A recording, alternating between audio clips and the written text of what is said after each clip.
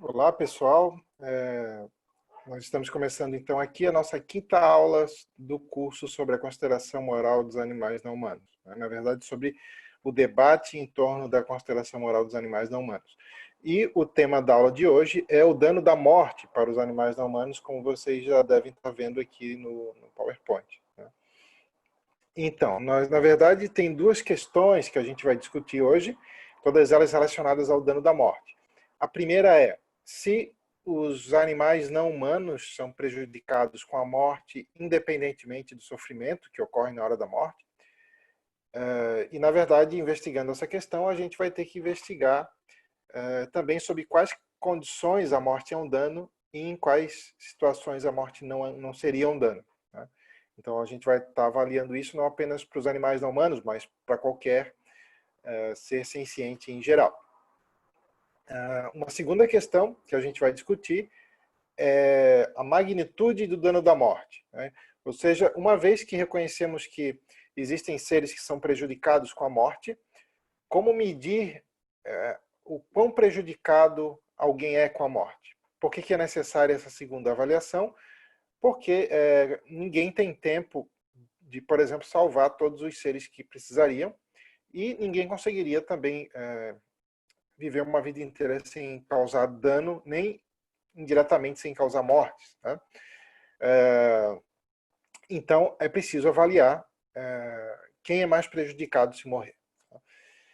Então, eu vou começar mostrando por que é importante também a gente... Outra razão pela qual é importante a gente trazer essa questão, que na verdade ela vem de uma objeção, não a consideração, não a igual consideração dos animais não humanos, mas em relação mais especificamente ao consumo de animais.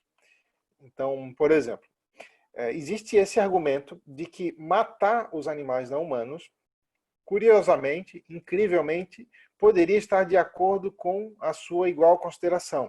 Ou seja, a pessoa considera os animais não humanos e em igual medida ela consideraria os humanos, por exemplo, não dá uma menor importância ao bem deles, dá uma importância igual, mas ainda assim mantém que isso não faria com que fosse errado matá-los, desde que não houvesse sofrimento na hora da morte. Né? Então, essa é uma visão, por exemplo, defendida por algumas pessoas que mantêm que, mesmo que os animais não humanos devam receber igual consideração, ainda assim o consumo de animais estaria justificado, desde que eles não sofressem na hora da morte. Então, como que é esse argumento, né, de que matar os animais humanos poderia estar de acordo com a sua igual consideração? Então, essa visão diz o seguinte, que nós devemos dar igual peso a interesses similares em diferentes seres, incluindo, então, os interesses similares que os animais não humanos possuem em relação aos humanos, por exemplo. Só que essa visão diz que quando não há certo interesse, ou seja, naquelas situações onde um indivíduo não seria prejudicado, então não haveria o que considerar. E essa visão mantém, então, que matar os animais não humanos está de acordo com a sua igual consideração, porque, alegadamente, diz essa visão, eles não seriam prejudicados com a morte, só seriam prejudicados com o sofrimento. Tá? Então, essa visão, né, reenfatizando, ela mantém que matar os animais não humanos está de acordo com a sua igual consideração, por manter que eles não são prejudicados com a morte. Porque se eles fossem, essa visão diria que aí seria errado matá-los. Tá? Mas essa visão alega que eles não são prejudicados com a morte. Por quê? Por esse motivo que está aqui escrito embaixo. Porque, segundo essa visão, eles não são prejudicados com a morte porque eles não, supostamente, não entenderiam o que é estar morto e, portanto, não teriam medo de morrer. Tá? Então, na base dessa visão está a ideia de que para alguém ser prejudicado com a morte, é necessário que esse alguém entenda o que é estar morto, porque então isso seria necessário para se ter medo de morrer. Tá? Então é essa visão que a gente vai discutir inicialmente. Tem várias visões que alguém poderia apelar para sustentar essa visão específica aqui. Tá? Então, na base dessa visão está a ideia de que o dano da morte estaria na geração de experiências negativas para aqueles que poderiam morrer. Por exemplo, o medo de morrer. Tá? Então, segundo essa visão, a morte é um dano, não pelo que ela impede, mas devido àquilo que ela causa de negativo em termos de estados mentais. Por exemplo, alguém entrar em pânico por saber que vai morrer. Então, segundo essa visão, é aí que estaria o dano da morte, e para alguém ter esse medo de morrer, segundo essa visão, a pessoa tem que entender o que é a morte para saber, então, que dali a algum tempo vai morrer. Tá? E segundo essa visão, os animais não humanos não teriam essa capacidade e os humanos teriam, segundo essa visão, e, portanto, seria errado matar os humanos e não seria errado matar os animais não humanos. E, segundo essa visão, isso estaria de acordo com a igual consideração, porque, num caso, haveria prejuízo, no caso dos humanos, e no outro não haveria, no caso dos animais não humanos, porque em um caso, alegadamente, se entende o que é estar morto, e por isso há a possibilidade do medo de morrer, e no outro caso não. Bom, vamos ver que visões alguém poderia apelar para sustentar esse argumento. Tá? Então, uma visão que poderia estar na base desse argumento é a visão epicurista do dano da morte. O Epicuro, ele foi um filósofo da antiguidade que ele mesmo defendeu que a morte não era um dano. Tá? E, basicamente, no argumento do Epicuro está a ideia de que a morte não é um dano porque ela não pode ser experimentada. Tá? Como é, por exemplo, o sofrimento. O sofrimento é uma experiência negativa, a morte ela não é experiência alguma. Então, vocês já devem ter ouvido falar, por exemplo, que está aqui embaixo em letrinha preta ali, que, segundo essa visão, né, a morte não é um dano porque enquanto o indivíduo está vivo, enquanto ele existe, a morte não existe. E quando a morte chega, o indivíduo não existe mais. Então a morte e o indivíduo nunca vão se encontrar. Então não há razão para se pensar que a morte é um dano. Essa é, assim, muito a grosso modo, é um resumo da visão do Epicuro sobre o dano da morte. Então, a visão epicurista do dano da morte diz que a morte não é um dano porque ela não pode ser experimentada. Tá? Então, tem relatos assim de que o próprio Epicuro utilizava esse argumento para fazer com que as pessoas perdessem o medo da morte, por exemplo. Tá? O único problema é que essa visão também tem uma implicação de que não é errado assassinar. Nada de mal a gente estaria fazendo alguém que é assassinado. Tá? Todas as razões contra assassinar, segundo essa visão, seriam indiretas a outras pessoas que continuariam vivas. Por exemplo, o medo de serem os próximos a morrer, ou a saudade que eles sentiriam do morto, mas não ao morto em si. E há uma implicação, vamos assim falar caridosamente, assim, para lá de estranha, no mínimo. Né? Então, vamos ver como que a gente podia discutir essa visão. Então, reenfatizando, nessa visão, todas as razões contra matar são indiretas àqueles que continuariam vivos. Por exemplo, a saudade que eles sentiriam do morto, ou o medo que eles teriam de serem os próximos a morrer. Mas só que, lembrando, né, segundo a visão epicurista, esse medo é completamente irracional, porque segundo essa visão, a morte não é nada de ruim. A morte não causa, não é um evento negativo na vida do indivíduo. Então, na base dessa visão epicurista do dano da morte,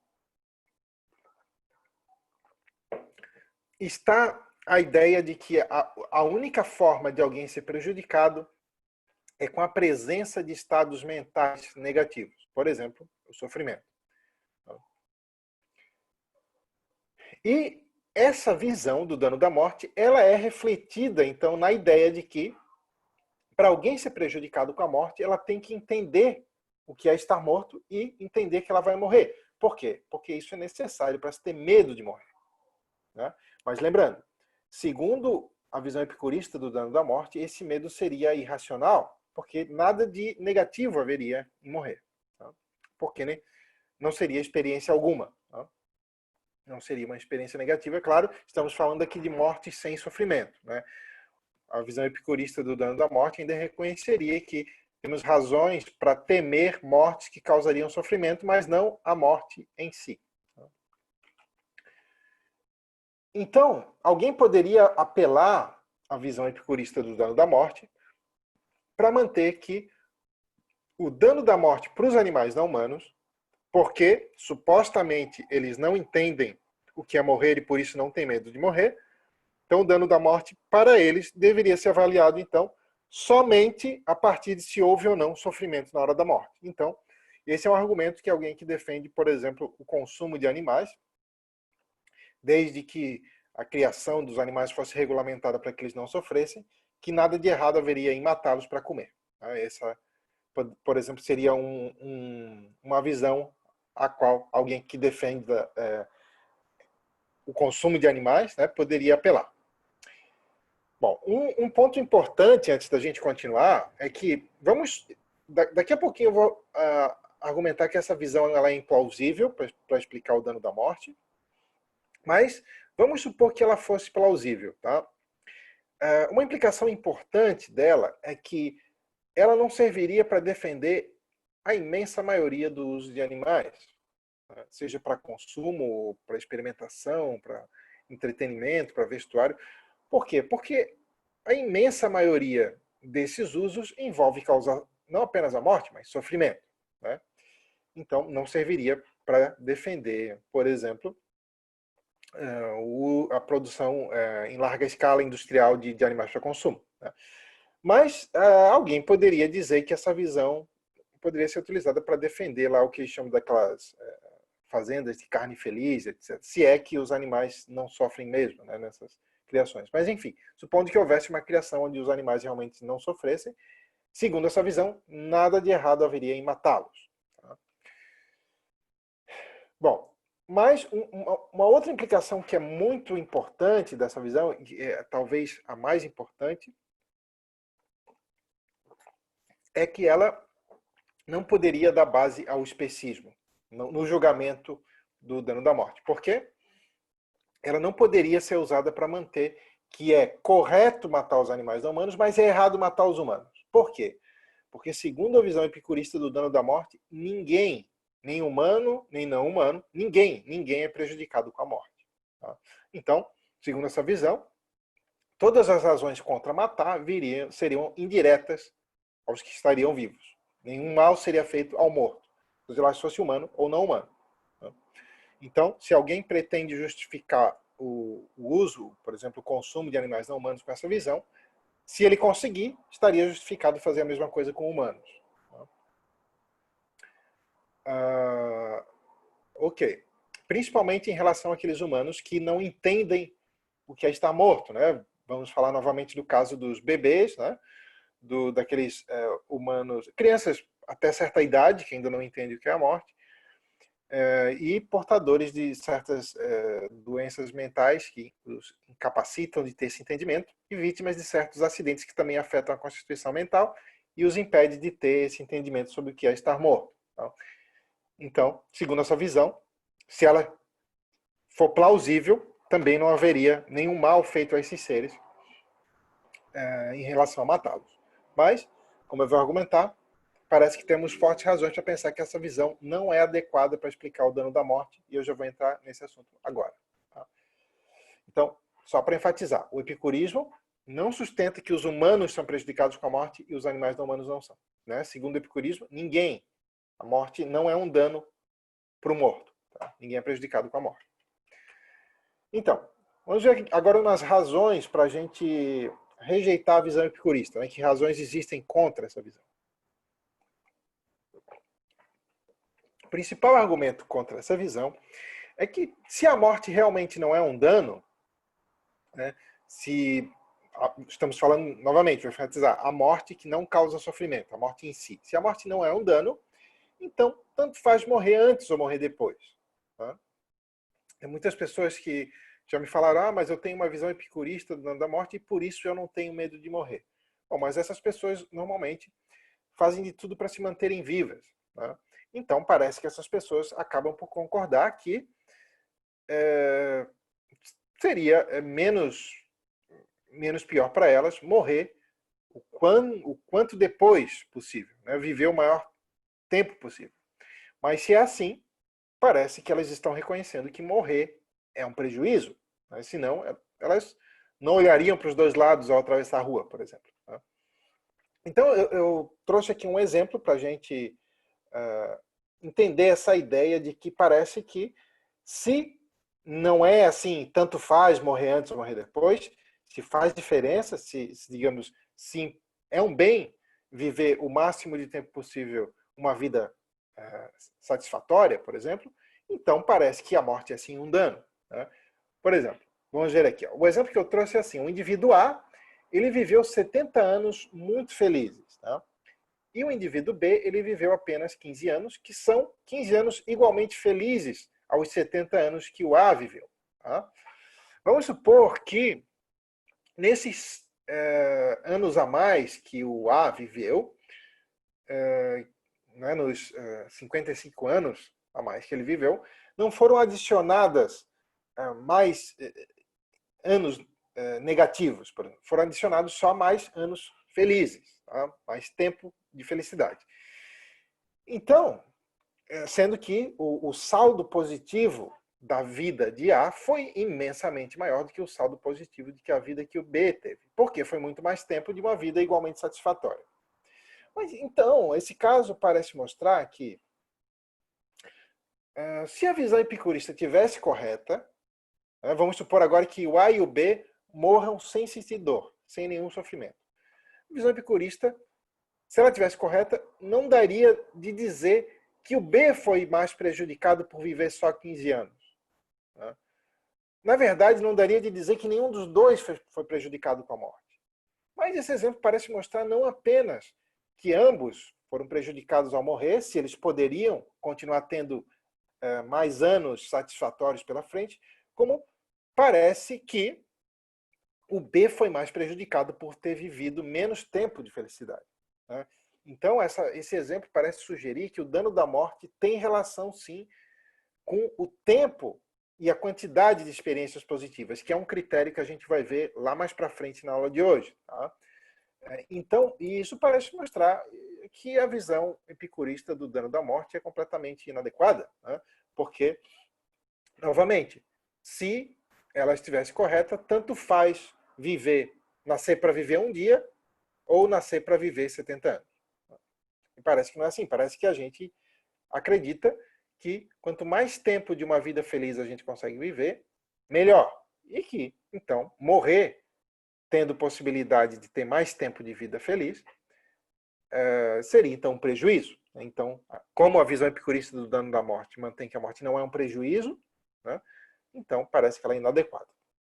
É por isso que na literatura sobre o dano da morte contemporânea, né, tem muito poucos autores que mantêm a visão epicurista do dano da morte. Mas tem pelo menos um autor que é o David Sweets, né, que mantém essa visão, mas a imensa maioria aborda o dano da morte de outra maneira. Tá? Então vamos ver outras maneiras de entender e explicar o dano da morte. Então, a imensa maioria das autoras e dos autores que abordam o dano da morte explicam o dano da morte devido a ser um acontecimento que impede o desfrute daquilo que é positivo. Tá? E o que vários desses autores e autoras discordam é o que de positivo que seria impedido pela morte. Tá? Mas eles não discordam que o dano da morte é um dano por impedimento. Né? É diferente, por exemplo, do sofrimento. O sofrimento é um dano pela presença daquilo que é negativo. Né? A presença de estados mentais negativos. A morte não seria um mal intrínseco, como, por exemplo, é o sofrimento. Seria um mal que eles chamam de mal extrínseco, porque ele não é experimentado, ela não é experimentada como um mal, como é o sofrimento, mas impede o desfrute daquilo que é positivo. Tá? Mas, então, dentre essas várias visões, a gente vai ver duas aqui, das principais, há discordância quanto ao que de positivo a morte impede e, portanto, há discordância quanto a quais são as condições para que a morte seja um dano. Então, novamente, enfatizando, segundo essas visões, a morte é um mal extrínseco, não é um mal em si, não é experimentada como um mal, como é o sofrimento, por exemplo, mas impede o desfrute dos bens intrínsecos, daquilo que é positivo nas vidas dos indivíduos. Então, e, novamente, né, tem essas discordâncias quanto ao que de positivo a morte impediria. E, portanto, então vai ter discordância quanto a quais são as condições necessárias para a morte ser um dano. E isso vai refletir, né, segundo nessas várias visões, em relação ao dano da morte para os animais não humanos. Porque algumas vão dizer que, sob certas condições, a morte é um dano para os animais não humanos e outras vão negar isso. Tá? Então vamos ver.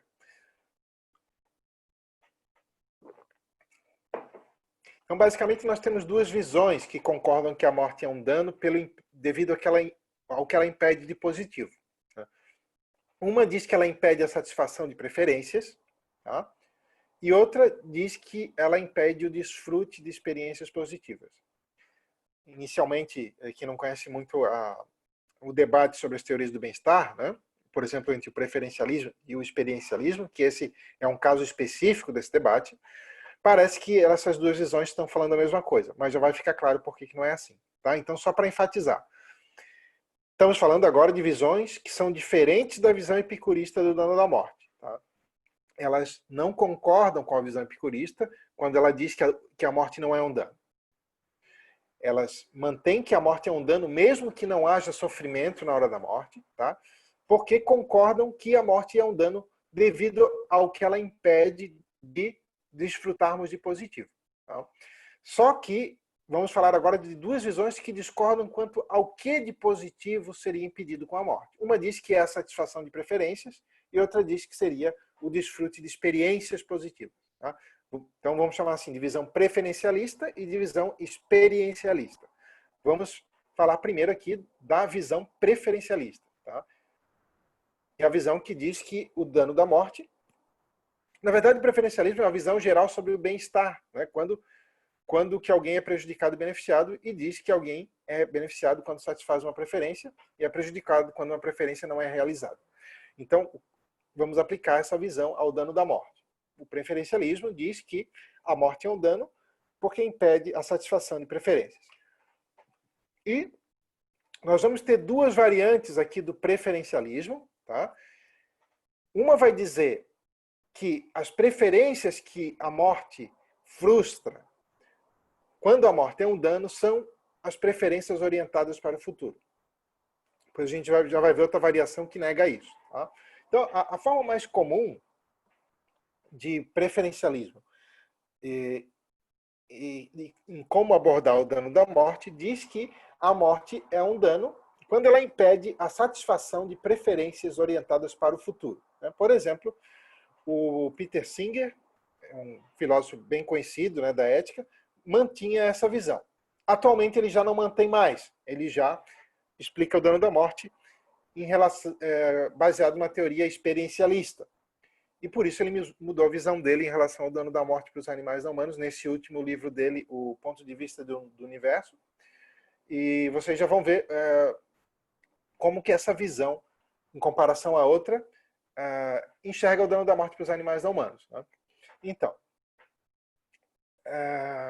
segundo essa visão, a visão de que a morte é um dano porque ela impede a satisfação de preferências orientadas para o futuro, segundo essa visão, ela diz o seguinte: quando que alguém é prejudicado? Quando ele prefere algo, ele tem uma preferência e essa preferência não é realizada. E já que, se a morte acontece, o indivíduo não está mais aqui para realizar as preferências, quais são as preferências que ficam por realizar? Segundo essa visão, são as experiências que estavam orientadas para o futuro. Por exemplo, vamos supor que eu tenho um plano de viajar para alguma cidade, não sei, no próximo mês, e vamos supor que eu morro antes disso. Então, essa minha preferência é orientada, porque ela era orientada para o futuro, ela ficou por não realizar. Tá? Então, segundo essa visão, para haver dano da morte, tem que haver preferências orientadas para o futuro. Então, segundo essa visão, ela tem a implicação de que só é prejudicado com a morte aqueles seres que são capazes de planejar o futuro. Né? Então, isso vai excluir muitos animais não humanos, né, do dano da morte, mas também muitos humanos, novamente, aqueles que eu tinha mencionado antes. Bebês, crianças muito pequenas, né, portadores de certas doenças mentais, vítimas de certos acidentes que afetam a constituição mental e etc. Mas a gente poderia falar de todos esses casos para um proponente dessa visão e ele continuar mantendo que sim, que por mais contraintuitivo que isso seja, esses seres também não seriam prejudicados com a morte. Então a gente tem que mostrar que outras razões existem para se rejeitar essa visão. Então, vamos ver agora as razões para se rejeitar essa visão. Tá? Então, lembrando, estamos discutindo agora a visão que diz que para haver dano da morte é preciso existir preferências orientadas ao futuro, né? E que então só são prejudicados com a morte aqueles seres capazes de planejar o futuro, e isso só aconteceria depois de uma certa idade. Né? Então seriam prejudicados com a morte, por exemplo, os humanos adultos normais, né? Que não tivessem nenhum problema mental que impedisse eles de fazer planos para o futuro, mas outros indivíduos que não tivessem essa capacidade não seriam.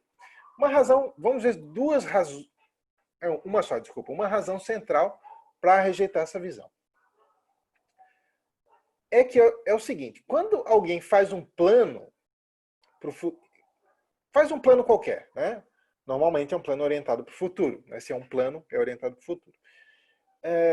E esse plano não é realizado, quem fez o plano foi prejudicado não porque fez o plano, mas por não desfrutar do objeto do seu plano. Né? Novamente, vamos supor que eu tenho um plano lá de viajar, porque eu quero conhecer uma cidade e me divertir, sei lá, tem um parque de diversões nessa cidade. E eu sou prejudicado não porque eu fiz o plano, mas porque eu não desfrutei da experiência de estar lá feliz no parque de diversões, brincando lá nos brinquedos. Então, parece que isso mostra que o prejuízo aconteceria mesmo da ausência do plano, porque a possibilidade de eu desfrutar ou não esses estados positivos não depende de eu ter feito ou não o plano. Vou dar um outro exemplo que isso vai ficar mais claro, tá? Que é o que eu chamo de o exemplo das duas crianças no parque. Tá? Então, esse exemplo é o seguinte. Vamos supor que temos duas crianças, tá? E duas crianças pequenas, só que uma já é maiorzinha ao ponto de conseguir fazer planos para o futuro e entender o que é um plano e como é que ele vai ser realizado. E a outra ainda não, a outra é muito pequenininha. Tá? Então vamos supor que a mãe dessas duas crianças diz o seguinte, olha, amanhã nós vamos no parque. Tá? Então essas crianças seriam muito beneficiadas por brincar nos brinquedos lá do parque, só que só uma delas é capaz de entender o que a mãe falou e também de entender o que é amanhã e o que é parque. Tá?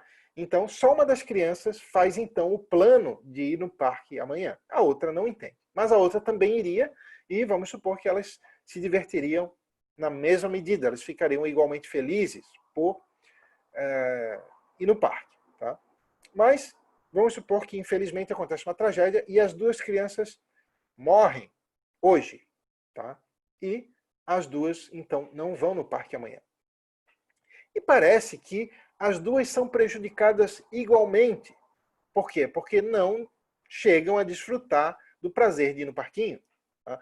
Mesmo que só uma delas tenha sido capaz de planejar o futuro e ir no parque. Então, isso parece mostrar que existe uma inadequação em explicar o dano da morte com base no apelo a preferências orientadas ao futuro. Na verdade, parece que isso é um tipo de argumento que ele entra em cena simplesmente porque se sabe que, se ele estiver correto, implicaria em justificar o consumo dos animais não humanos. Tá? Mas parece que, em relação a humanos, quase ninguém mantém essa visão do dano da morte. Ninguém realmente acredita que se uma criança é incapaz de planejar o futuro, ela não é prejudicada se morre, né? Parece que as pessoas meio que fingem que acreditam nesse princípio, porque sabem que isso implicaria em justificar o consumo de animais não humanos, né?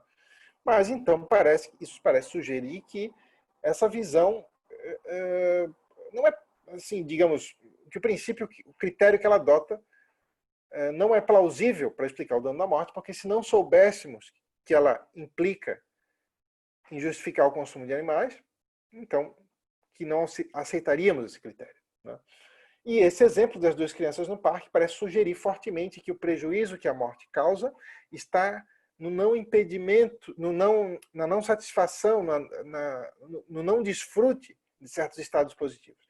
E não em ter se feito plano para desfrutar desses estados ou não, tá? Então, essa é uma visão que acabamos de discutir, que é preferencialista, né? Ela explica o dano da morte com base na frustração de preferências, mas que tipo de preferências? Preferências orientadas ao futuro. E vimos agora razões para rejeitar essa visão.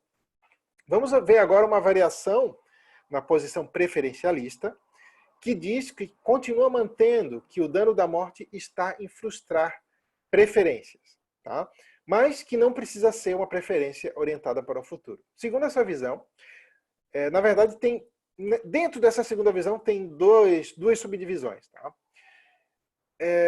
Uma delas diz o seguinte: a morte é um dano porque ela impede não uma preferência específica direcionada ao futuro, mas é um dano porque impede a satisfação de qualquer outra preferência que a gente tiver, né? Vamos supor, por exemplo, o caso de um bebezinho que ainda não consegue planejar o futuro, mas tem a preferência por mamar, porque mamar dá prazer e supre as necessidades desse bebê. E poderíamos, segundo essa visão, dizer que o bebê é prejudicado com a morte, porque isso impede que ele realize essa preferência por mamar, né? Mesmo que ele não tenha preferências orientadas ao futuro. Então, segundo essa outra visão, a morte seria um dano para todos esses humanos que são incapazes de planejar o futuro, mas isso implica também, então, que a morte seria um dano para todos os animais não humanos, porque os animais não humanos também têm preferências por estados prazerosos. Então, não se poderia apelar a essa visão para justificar a exploração animal, por exemplo.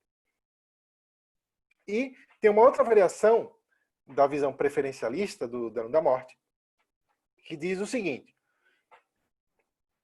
a morte é um dano devido às preferências que ela impede de serem realizadas, mas não são, o que devemos levar em conta não são as preferências reais que na verdade temos, tá? Mas as preferências que teríamos se nós tivéssemos todas as informações relevantes. Então, novamente, vamos pegar aquele exemplo das duas crianças que iriam ao parquinho e só uma delas é capaz de planejar o futuro. Mesmo que aquela outra criança que é menor e não entende o que é ir ao parque, não entende o que é amanhã, o conceito de tempo, segundo essa visão, ela seria prejudicada com a morte, porque se ela tivesse todas as informações relevantes, por exemplo, que ela se divertiria muito amanhã no parque, então que ela criaria a preferência por ir no parque amanhã. Então, segundo essa visão, todos os humanos que têm chances de realizar estados prazerosos no futuro, eles seriam prejudicados com a morte, porque se eles tivessem todas as informações relevantes, ainda que eles não tenham, ainda que sejam incapazes mentalmente de ter essa informação, se eles tivessem, eles teriam a preferência por esses estados prazerosos no futuro. Então, outra implicação dessa visão é que também os animais não humanos são prejudicados com a morte. Por quê? Poderíamos dizer a mesma coisa. Se os animais não humanos, mesmo aqueles que são incapazes de planejar o futuro, tivessem todas as informações relevantes e fosse possível para eles ter uma vida minimamente significativa, então que eles criariam a preferência por continuarem vivos. Então essa visão também não poderia justificar matar os animais não humanos. Poderia justificar manter que não é um dano a morte para os animais não humanos. Ok. Vamos ver agora um outro tipo de visão que também explica o dano da morte como um impedimento daquilo que é positivo, mas não explica isso relacionado a preferências, tá? Como faz o preferencialismo. Essa visão é o que eu estou chamando aqui de visão experiencialista, tá? O experiencialismo é também uma teoria geral do bem-estar, né? Lembrando, as teorias do bem-estar, como a gente viu em outra aula, visam explicar sobre quais condições o indivíduo é prejudicado e sobre quais condições ele é beneficiado. E o experiencialismo diz que alguém é prejudicado quando experimenta, tem experiências negativas, como é o sofrimento, e quando é impedido de ter experiências positivas. Né? E a morte, segundo essa visão, seria um dano justamente porque ela impede o desfrute de experiências positivas. Tá? E não é porque ela impede a realização de preferências. Tá? São as experiências que alguém teria, independentemente de ter preferências, sejam orientadas ao futuro, ou mesmo nenhuma preferência em relação a algo, que tornaria a morte um dano. Essa visão ela é mais ampla pelo seguinte: vamos supor que alguém não tenha preferência por certo estado de coisas por não conhecer esse estado de coisas. Por exemplo, vamos supor que alguém diz o seguinte: você quer aprender a tocar, sei lá, guitarra? E alguém não tem essa preferência porque não é ligado a músicas que usam guitarra, nunca ouviu, talvez, músicas assim, não sabe se ia gostar ou não. Mas vamos supor que se essa pessoa aprendesse, ela fosse gostar tanto que isso seria um prazer imenso na vida dela. Mas, por ela não saber disso, ela não tem nenhuma preferência quanto a isso, ela é neutra. Né? Segundo o experiencialismo, essa pessoa seria prejudicada por não aprender esse instrumento, porque isso faria com que ela não realizasse todas essas experiências positivas que ela teria aprendendo esse instrumento, tá? Independentemente de ter preferências orientadas em relação a isso ou não. Mas lembrando aquela outra variação do preferencialismo, que diz que o que devemos levar em conta são as preferências que teríamos se tivéssemos todas as informações relevantes, chegaria na mesma conclusão. Tá? Então, elas têm implicações parecidas em relação ao dano da morte, né? Porque elas vão concordar aqui que todo aquele indivíduo que tem chances de ter uma vida minimamente satisfatória pela frente seria prejudicado com a morte. Vamos ver isso em mais detalhes agora. Então, a explicação preferencialista para o dano da morte é a seguinte: se alguém é beneficiado por ter experiências positivas, que eu acho que quase ninguém discorda disso, né? Todo mundo reconhece, por exemplo, que estar feliz é um benefício. Tá? Então, quando a vida teria uma predominância tal de experiências positivas, a ponto de que viver essa vida seria melhor do que estar morto, quando a gente compara os dois estados, morrer e continuar a viver tendo essas experiências positivas, então poderíamos dizer que alguém que morre é prejudicado. E é prejudicado por quê? Simplesmente devido à ausência dessas experiências positivas. Tá? Então, isso independe de se o indivíduo em questão entende o que é morrer, se ele tem ou não medo de morrer, se é ou não capaz de fazer planos para o futuro e etc. Tá? Então, algumas pessoas já me falaram assim, mas como é possível que alguém seja prejudicado pela morte se não entende o que é morrer, se não tem medo de morrer? Sim, justamente porque prejuízos é uma categoria muito mais ampla do que sofrimento. Pode ser que alguém não sofra com medo da morte se não tem a capacidade de entender o que é estar morto. Mas sofrimento é uma das formas de prejuízo. Né? Existem outras formas. Prejuízo é toda vez que o bem de alguém é afetado negativamente, que tem uma ocorrência negativa para esse indivíduo. E uma ocorrência negativa é deixar de ter experiências positivas. Né? Alguém está pior se é privado de experiências positivas, que é o que acontece com a morte. Então, toda vez que continuar vivo for melhor do que morrer, então podemos dizer, segundo a visão experiencialista, que a morte é um dano. Então, vamos dar um exemplo. Na verdade, vamos voltar naquele exemplo anterior de viver a vida de 15 anos ou de 70 anos. Tá? E vamos ver que essa visão experiencialista, que explica o dano da morte como privação de experiências positivas, ela explica muito bem esse caso. Vamos supor novamente que ou vivemos 15 anos muito felizes e morremos depois sem sentir dor, ou nós vivemos 70 anos igualmente felizes, tá? ou seja, muito mais tempo de felicidade, e depois morremos sem dor também. Vamos supor que, em ambas as situações, nós não somos capazes de planejar o futuro. Tá? E vamos supor que nós vamos ser sorteados para viver a vida A ou a vida B. Obviamente que acho que todo mundo reconheceria que nós teríamos um infortúnio se fôssemos sorteados para viver a vida A. Por quê? Porque se vive muito menos tempo, né? E, consequentemente, temos muito menos experiências positivas. Né? E que isso não depende de a gente saber ou não o que nos aguardaria em cada uma das vidas. Né? Então, parece que o dano da morte está na quantidade de experiências positivas que ela impede. Né?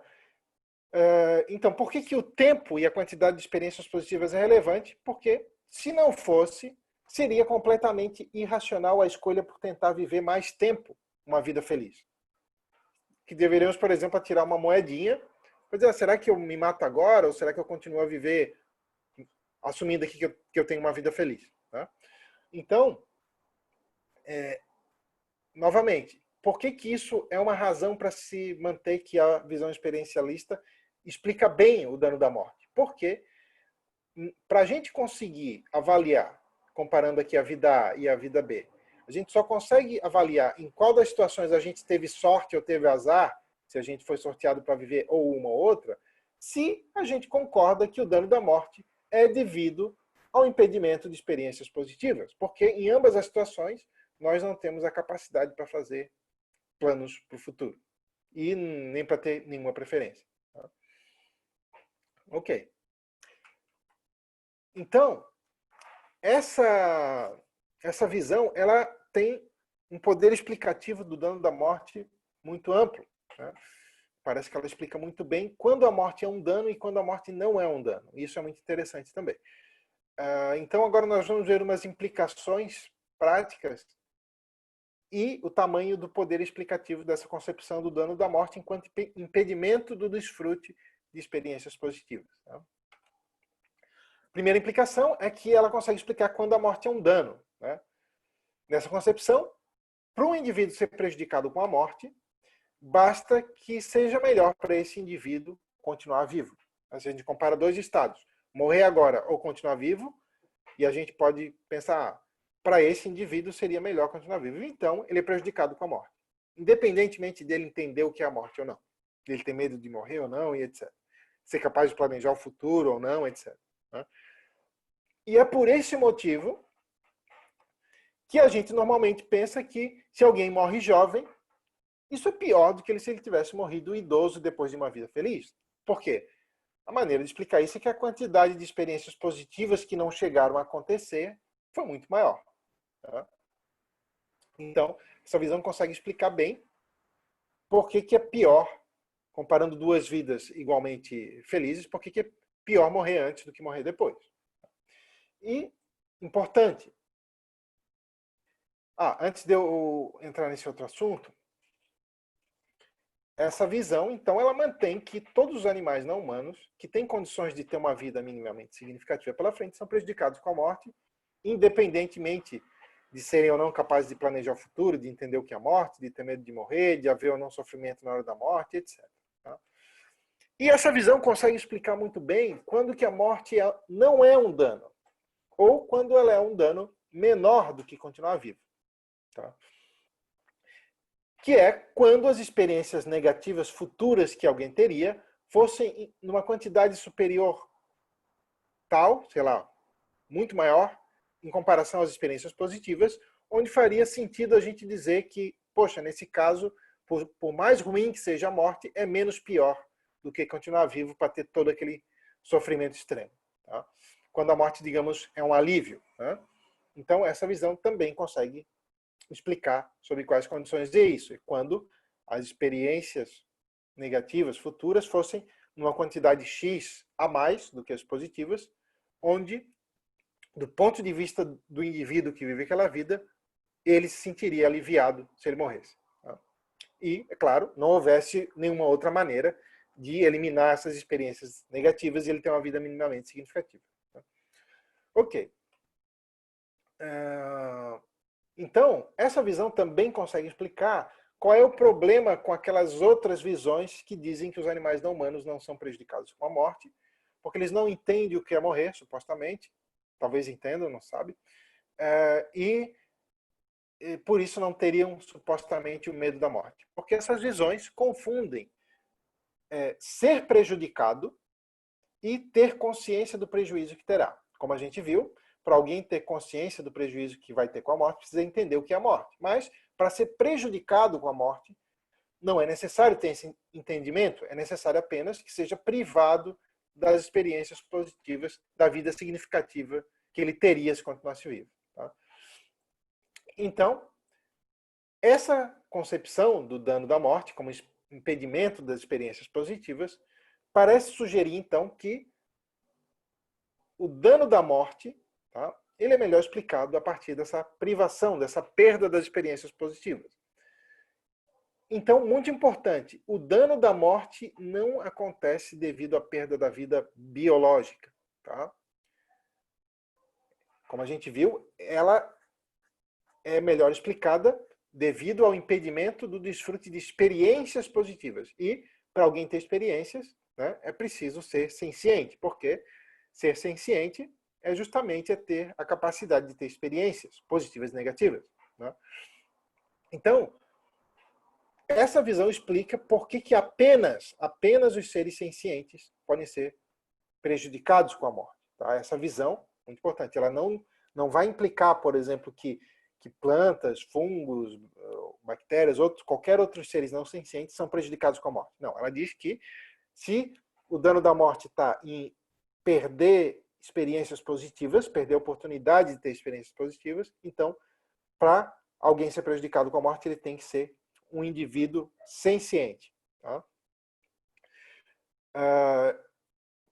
Na verdade, muitas pessoas às vezes pensam o contrário, porque isso não é o caso de todas as pessoas, mas tem muitos casos assim, que elas pensam que o dano da morte está na perda da vida biológica, porque na verdade, quando elas usam o termo vida, na verdade elas estão falando de vida senciente, de ter experiências. Tá?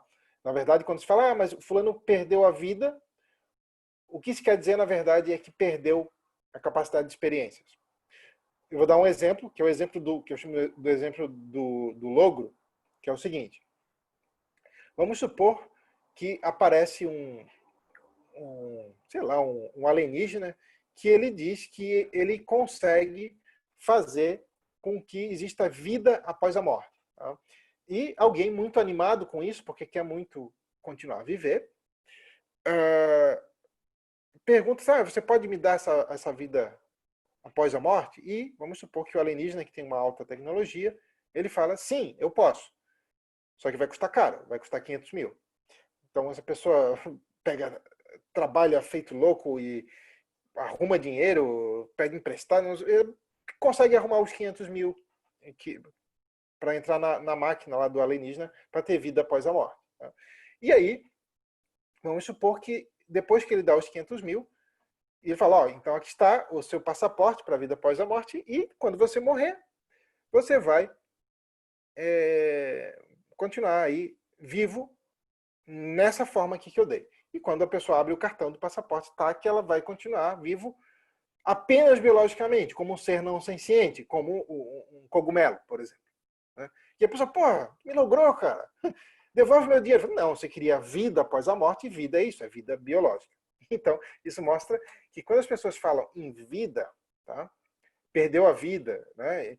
Normalmente elas estão falando de que elas estão falando de experiências, de perder a consciência, e não de perder a vida biológica. E o que importa para o dano da morte é a perda dos estados mentais, a perda da consciência, a perda das experiências positivas, né? E não da vida biológica. É claro que para ter experiências, né, até onde se sabe, né, é necessário haver um corpo biológico, né, vivo. Mas o que realmente dá valor para aquela vida, o que faz aquela vida ser positiva ou negativa, é as experiências que se passariam naquela vida. Tá? Então, enfatizando, essa explicação do dano da morte enquanto privação de experiências positivas implica, então, que para haver dano da morte é preciso que seja um indivíduo senciente. E alguém poderia pensar assim, tá, mas será que essa explicação do dano da morte como privação de experiências positivas, será que ela não faz sentido somente se não existir vida após a morte? Né? E se existir vida após a morte, como é que fica? Então, novamente, quando as pessoas perguntam assim, ó, será que existe vida após a morte? O que elas querem dizer é, será que existem experiências após a morte? Será que a consciência continua a existir? Tá? Porque, como a gente viu pelo exemplo do logro que eu dei, né, alguém ficaria altamente chateado se gastasse aí 500 mil para comprar a vida após a morte e fosse uma vida meramente biológica. Né? A pessoa renasceria como um cogumelo. Tá? Então, quando as pessoas perguntam, será que existe vida após a morte? O que elas querem dizer, será que existe ciência após a morte? Então, quando alguém afirma que existe vida após a morte, o que ela está a afirmar é que quando a gente pensa que alguém morre, na verdade, não morreu. Na verdade, continua, de alguma forma, a ter experiências, a ter consciência, a ter ciência. Tá? Então, essa questão, parece que é uma objeção à visão que a gente acabou de ver, mas não é, porque, na verdade, que tem a gente tropeça nas palavras, que a palavra morte, por vezes, ela é utilizada em dois sentidos diferentes. Né? Por vezes se usa a palavra morte como sinônimo de alguém estar impossibilitado de maneira irreversível de ter experiências, e em outras vezes se usa a palavra morte como em referência ao corpo cessar de desempenhar certas funções. Tem uma visão, né? A visão das pessoas que negam que existe a vida após a morte, que na verdade estão dizendo que não existe consciência após a morte. Ela diz que as duas coisas coincidem, que se o corpo cessa de desempenhar certas funções, então alguém está impossibilitado de maneira irreversível de ter experiência. Tem outras pessoas que têm outra visão que negam esse ponto, que dizem que se o corpo cessa de desempenhar certas funções, é possível que a consciência continue. Mas ambas as pessoas poderiam explicar o dano da morte da mesma maneira, tá? Porque alguém poderia dizer, alguém que acredita em vida após a morte poderia dizer, a gente pensa que esse alguém morreu, mas na verdade ele não morreu, ele continua a existir em outra dimensão, por exemplo. Né? E aí, é claro, se esse alguém foi prejudicado com a morte ou não, é algo que nessa visão dependeria de se as experiências positivas que alegadamente ele teria nessa outra vida seriam em maior grau ou menor do que nessa. Né? Mas, mesmo que isso não seja impossível de acontecer, né, que não seja uma visão, assim, digamos, que a gente tenha razões para descartar de antemão, já que não se sabe, né, então a gente tem razões para agir como se não houvesse vida após a morte. Né? Porque se existe, digamos, uma vida, se não existe nenhuma vida após a morte e matamos alguém, causamos um prejuízo enorme. E se existe, e mesmo assim cuidamos para não matar, nós estamos apenas atrasando o benefício que ele teria, supostamente, nessa outra vida. Se é que seria melhor, poderia ser pior. Tá? Então, de qualquer maneira, teremos razões aí para evitar de matar seres sencientes. Tá? Então, voltando aqui, né? Essa explicação do dano da morte como privação de experiências positivas só faz sentido se não existir vida após a morte? Não. Alguém que acredita em vida após a morte pode manter a mesma conclusão. Tá? Então, conclusão quanto ao dano da morte para os seres sencientes, independentemente de espécie. Tá? Então, a conclusão é que todo ser senciente, independentemente de espécie e de que capacidades cognitivas possui, se entende o que é estar morto, se tem capacidades para planejar o futuro ou não, se tem ou não medo de morrer, etc. Todo ser senciente, independentemente de espécie e de capacidades cognitivas, com a possibilidade de experimentar o que é positivo, a ponto de que estar vivo é melhor para ele do que estar morto, então é prejudicado se morrer. Então, já que a imensa maioria dos animais não humanos poderia ter uma vida positiva se fosse tirado daquelas condições terríveis nas quais estão, então podemos dizer que eles são prejudicados com a morte, independentemente de sofrerem na hora da morte ou não. E tem uma outra implicação, é que todo ser senciente que era trazido para uma vida onde predomina largamente o sofrimento é então prejudicado por nascer. Que é o caso, né, dos seres sencientes que nascem lá na exploração animal, e também, como a gente vai ver lá na aula 7, da imensa maioria dos animais que nascem na natureza também. Ok, vamos passar para a nossa segunda questão da aula de hoje, que é como medir a magnitude do dano da morte. Uma vez que reconhecemos que os seres sencientes, independentemente de espécie, então incluindo os animais não humanos, podem ser prejudicados com a morte, independentemente do sofrimento, vamos investigar agora como a gente poderia medir o quão prejudicado alguém é se morrer. Então vamos começar analisando uma visão que reconhece que os animais não humanos são prejudicados com a morte, independentemente do sofrimento, mas mantém que os humanos são mais prejudicados com a morte por supostamente terem maiores capacidades cognitivas. Tá? E antes de eu discutir essa visão, eu quero passar aqui o código para a lista de chamada da aula de hoje, que é da aula 5, né? 234492. Repetindo, 234492. É o código da lista de presença da aula de hoje. Então, essa visão diz que os humanos seriam mais prejudicados com a morte por terem maiores capacidades cognitivas. Então, antes da gente discutir essa visão, é importante enfatizar que ela não poderia ser utilizada, por exemplo, para defender o consumo de animais, porque ela não nega que a morte seja um dano para os animais não humanos. Okay? Ela só diz que a morte é um dano pior para os humanos. Então, isso é muito diferente de dizer que a morte não é um dano, né, para os animais não humanos. Então, essa visão poderia ser utilizada, na verdade, para defender que quando a gente tem a escolha onde não conseguimos salvar a vida de ambos, deveríamos salvar a vida dos humanos. É o que essa visão poderia dizer. Tá, mas vamos ver, então, qual é o argumento dessa visão. O argumento é assim, ó. Quanto maiores as capacidades cognitivas de alguém, mais prejudicado alguém é se morrer. Essa é a primeira premissa da qual essa visão parte. Nós já vamos discutir essas premissas depois. Tá? E a segunda premissa diz, então, que os humanos possuem maiores capacidades cognitivas do que os animais não humanos. E a conclusão, então, é de que os humanos são prejudicados em maior grau pela morte do que são os animais não humanos. Então, vamos ver críticas tanto à primeira premissa quanto à segunda, mas vamos começar pela segunda. Tá? Então, a crítica à premissa número 2 é que nem todos os humanos possuem maiores capacidades cognitivas do que todos os animais não humanos. Tá? Novamente, vamos comparar aí um bebezinho recém-nascido ou um portador de determinada doença mental ou de determinado acidente que afetou o cérebro. Várias dessas pessoas, vários desses humanos, têm menores capacidades cognitivas do que certos animais não humanos.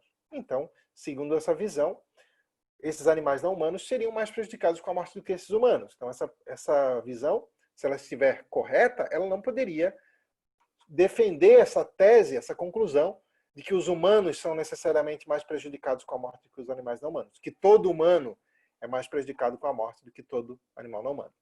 E nós temos também formas de criticar a premissa número 2, que é essa premissa de que seres com maiores capacidades cognitivas, sejam humanos ou não humanos, seriam necessariamente mais prejudicados com a morte. Será que isso é realmente assim?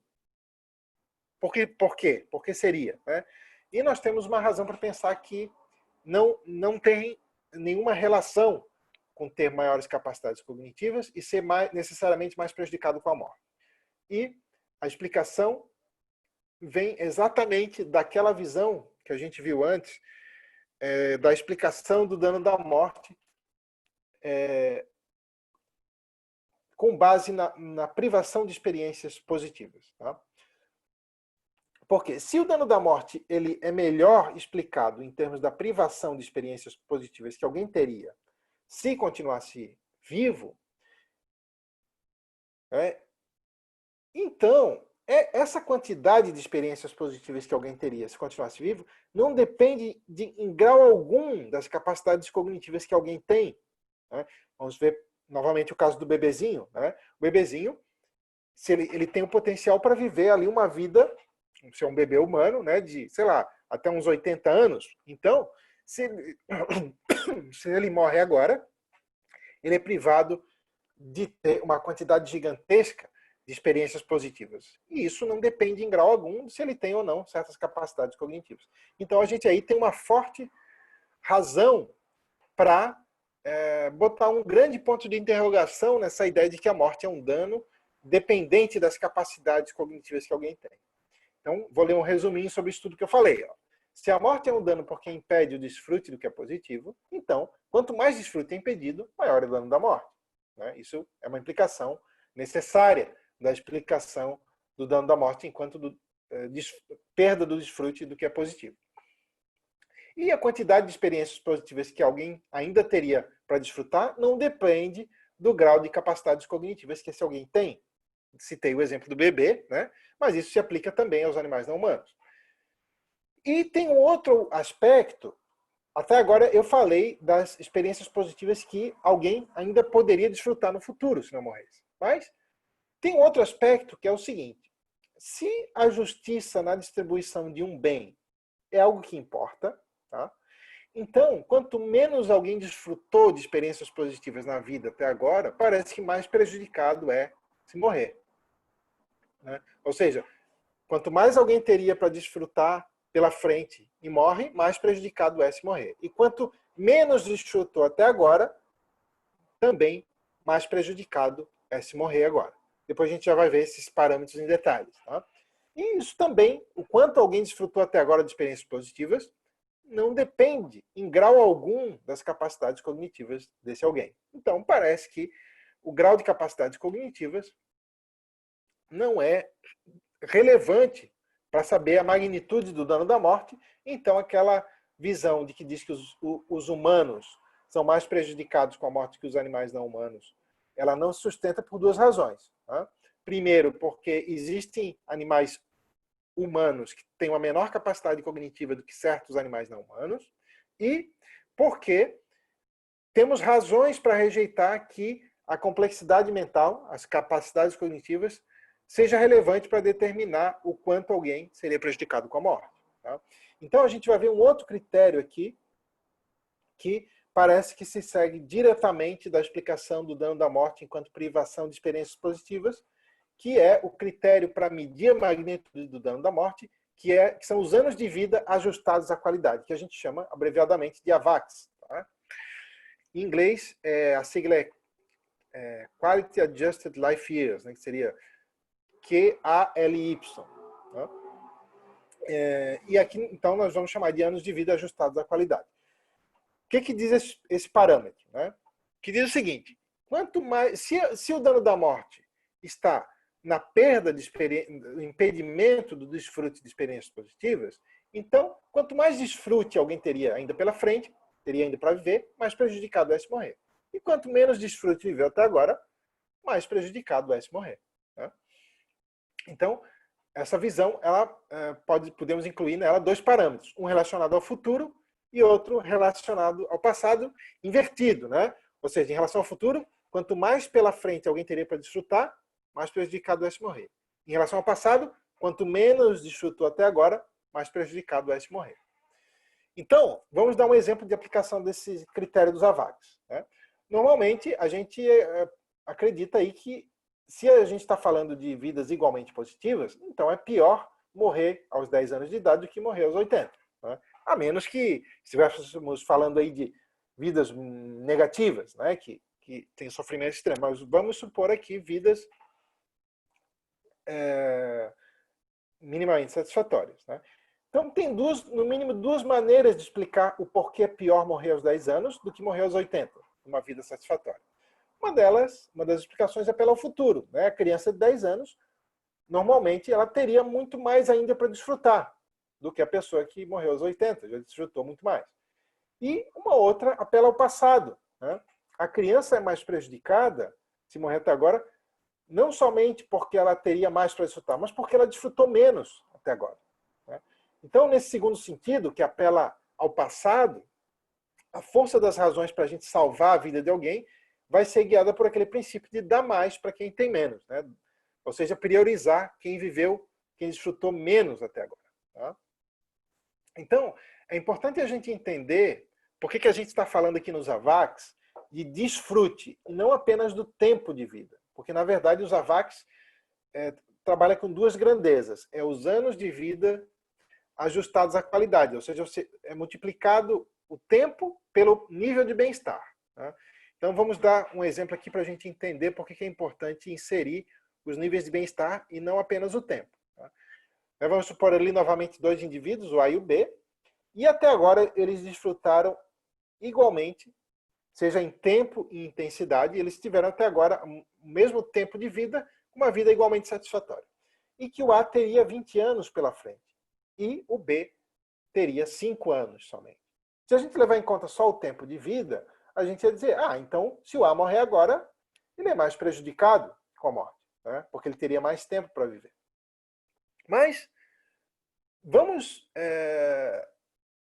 imaginar o seguinte, vamos supor que desses 20 anos que o A teria, 16 seriam passados num tormento extremo. Tá?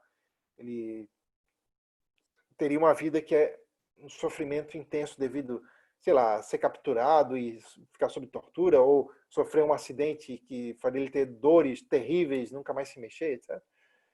E que, então, de uma vida com uma qualidade mínima, o indivíduo A teria apenas 4 anos pela frente. E vamos supor que o B, os 5 anos que ele teria pela frente, seriam todos satisfatórios. Então, se a gente adiciona a qualidade de vida futura, não apenas o tempo, então, na verdade, nesse exemplo, é o B que teria mais a perder pela frente, né? Teria 5 anos.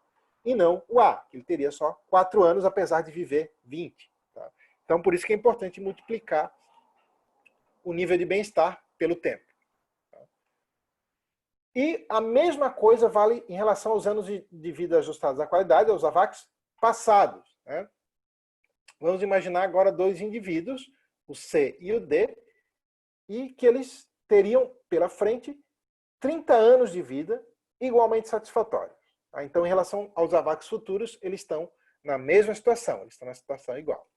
E que o indivíduo C viveu até agora 50 anos. Tá? E o D viveu 30.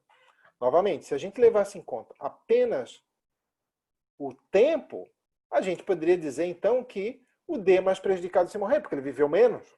Né? Já que as perdas futuras são iguais para ambos, então, vamos ver só o parâmetro passado, o D viveu menos, então é pior para ele morrer agora. Mas, vamos supor que esses 30 anos que o D viveu, né, tivessem sido todos 30 anos minimamente satisfatórios. Mas que o C, que viveu 50 anos, desses 50 anos, ele passou 25 sob uma tortura constante. Tá? Vamos supor que estaria lá numa situação igual a que estão os animais não humanos nas granjas industriais, por exemplo. Então, levando em conta a qualidade de vida passada, quem desfrutou menos é o C, porque ele desfrutou só 25 anos, apesar de ter vivido 50. Tá? Então, novamente, é por essas razões que a medição dos AVACs se multiplica o tempo pela qualidade de vida. Os dois fatores são importantes. Tá? E a maior parte da literatura sobre o dano da morte, tá, em ética, até o momento, ela tem sido centrada apenas nos parâmetros das perdas futuras, seja em termos de tempo, seja em termos do bem-estar, nos AVACs futuros. Mas, como a gente viu nos exemplos que a gente deu agora, é possível a gente estimar também em AVACs, né, multiplicar o tempo pela qualidade de vida, os fatores referentes ao passado. E, como a gente viu, isso também parece ser importante na medição da magnitude do dano da morte, porque nós temos razões aí para acreditar que alguém seria mais prejudicado com a morte por ter vivido justamente menos, né, ter desfrutado menos tempo e qualidade de vida. Né? E, por vezes, esses fatores podem ter, relacionados ao passado, podem ter mais peso do que os relacionados aos futuros. A gente já vai ver exemplos em relação a isso. Tá? E, em outras vezes, poderia se inverter, os fatores futuros terem mais peso para determinar a magnitude do dano da morte. Por exemplo, vamos dar um exemplo agora onde parece que, em certos casos, os fatores passados pesam mais. Essa ideia de levar em conta os AVACs passados como vimos, deriva daquele princípio de que se a justiça na distribuição de um bem importa, então temos que dar mais a quem desfrutou menos desse bem. Vou dar o exemplo do bolo. Tá? E vocês já vão pensando aí em que analogia que esse exemplo do bolo é com a questão da morte. Né? Vamos supor que o A ganhou 20 fatias de bolo e o B ganhou 100 fatias. Tá? E o A comeu até agora 10 fatias, tá? Porque ele começou a comer depois do B. Tá? E o B já comeu 80, porque ele começou a comer antes. Né? Então, estou fazendo aqui uma analogia com a relação entre nascer depois e nascer antes. Tá? Só que vamos supor que ambos vão perder o bolo agora. Alguém vai roubar o bolo, as fatias que restam. Tá? Então, quem é que foi mais prejudicado nesse caso? Né? Parece que o B foi menos prejudicado, mesmo que alguém tenha roubado dele 20 fatias, né? Porque ele já comeu mais, já que ele começou a comer antes. Né? Mesmo que ainda restem mais fatias para ele. Porque o A só consumiu 10 fatias, foi muito menos do que as 80 do B, parece que ele é mais prejudicado. Mesmo que vai restar para ele, ele ainda teria pela frente apenas 10 fatias. Né? E isso tem, esse exemplo eu estou dando ele em analogia exatamente com o dano da morte, né? De alguém que viveria apenas até os 20 anos e agora está com 10 anos, e alguém que viveria até os 100, mas viveu até agora 80 anos. Tá? Então, esse exemplo parece sugerir que, em certos casos, os avacs passados, né, o quão menos alguém desfrutou, parece que é o mais importante para determinar a magnitude do dano da morte. Tá? Mas, em outros casos, parece haver exemplos que sugerem que a prioridade são os avacs futuros, tá? Que quem teria mais pela frente seria mais prejudicado se morresse. Por exemplo, vamos supor que alguém que tenha menos avacs passados, aí pelo exemplo anterior a gente deveria priorizar salvar esse alguém, vamos supor que ele tivesse apenas mais alguns minutos de vida pela frente. E que salvar ele implicasse na morte de alguém que poderia viver muito mais anos pela frente. Parece que nesse caso a gente deveria priorizar, salvar quem teria mais pela frente a viver.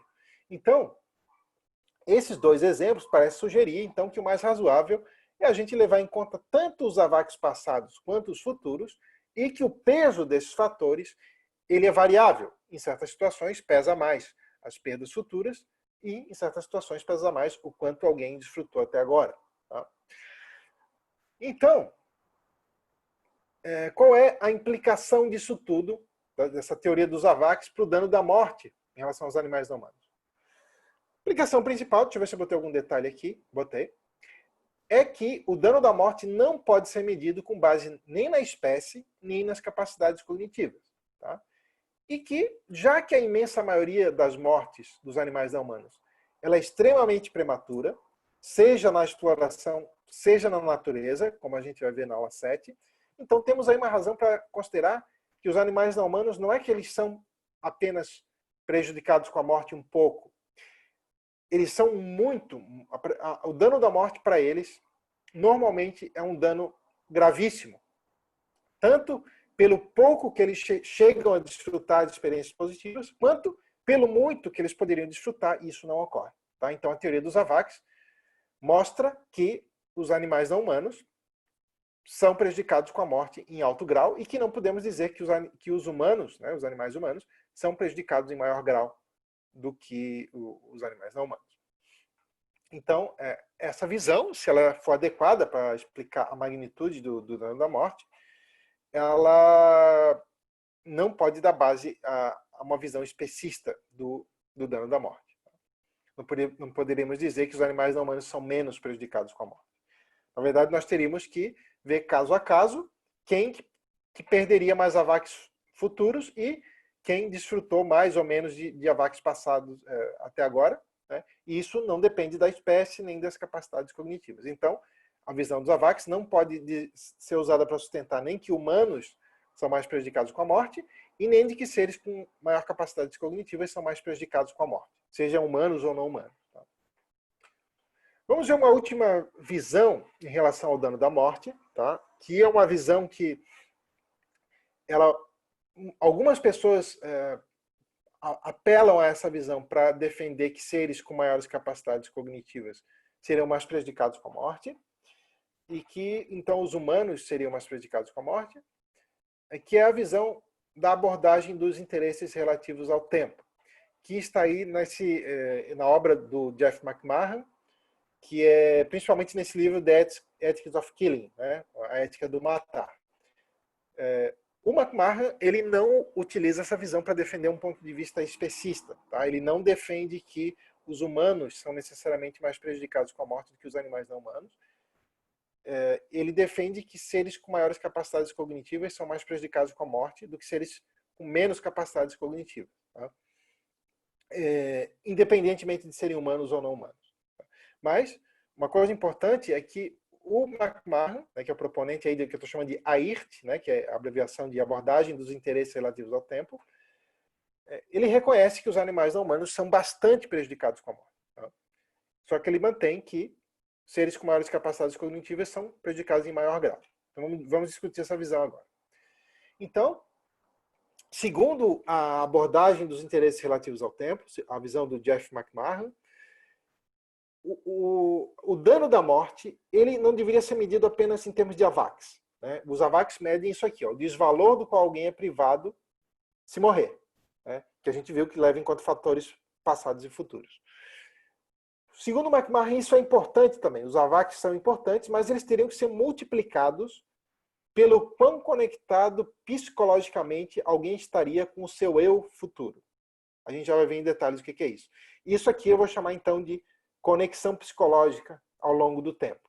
Então, para o McMahon, o dano da morte não deveria ser medido apenas em AVAX. Deveria ser medido os AVAX, né? o desvalor de que... Desculpa, aqui seria o valor, tá? Eu escrevi errado. O valor do qual alguém é privado com a morte, tá? Multiplicado pela sua conexão psicológica ao longo do tempo. Então, o que ele está chamando de conexão psicológica? Né? A conexão psicológica seria a relação entre a primeira premissa, né? Desculpa, não estou falando de argumento. Seria a relação entre duas coisas. A primeira coisa, a formação de desejos e sua satisfação ou frustração. Por exemplo, se eu tenho um desejo hoje e amanhã eu vou satisfazer esse desejo. Por exemplo, comer uma torta salgada, sei lá. E a manifestação anterior e posterior, né, ao longo do tempo, de uma memória, uma crença, um valor, uma intenção ou um traço de caráter. Porque é isso que faz alguém ser parecido consigo próprio ao longo do tempo, ou seja, são esses itens mentais que conectam alguém ao longo do tempo, então é isso que é a conexão psicológica desse alguém. Tá? Então, essa ideia de conexão prudencial, né, que eu chamei aqui de conexão psicológica, visa medir o quão alguém está psicologicamente conectado consigo próprio ao longo do tempo. Isto é, o quanto seus estados mentais, em determinado instante, qualquer, são similares aos seus estados mentais em outro instante. Tá? Segundo o Jeff McMahon, isso é importante para medir a magnitude do dano da morte. Tá? Então vamos fazer um exemplo de cálculo aqui, para ver como é que o Jeff McMahon mediria a magnitude do dano da morte. Né?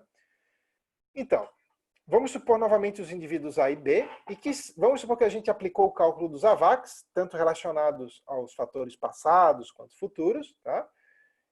E nós concluímos que o A, o indivíduo A, perde menos 25 se ele morrer hoje, e o B perde menos 40. Então, que o B seria mais prejudicado pela morte pela teoria dos AVAX, tá?